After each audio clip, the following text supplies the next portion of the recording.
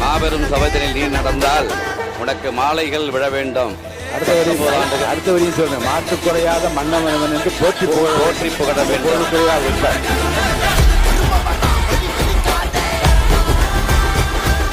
புரட்சித் தலைவர் எம்ஜிஆர் 19 ஆண்டுகள் பணியாற்றி புதிய இயக்கம் கண்டு 5 ஆண்டு காலத்தில் முதலமைச்சராக பொறுப்பேற்றார். புரட்சித் தலைவி அம்மா அவர்கள் அரசியலில் பங்கேற்று 9 ஆண்டு காலத்திற்கு பின்னால் முதலமைச்சராக பதவியேற்றார். நம்முடைய முதல்வர் அவர்கள் 2 ஆண்டு காலத்தில் புதிய இயக்கத்தை கண்டு 2 ஆண்டுகளில் தமிழகத்தினுடைய மாபெரும் இளைஞர் சக்தியோடு இந்த நாட்டினுடைய முதலமைச்சராக இன்றைக்கு மாபெரும் சபையில் அவர் நடந்து கொண்டிருக்கிறார்.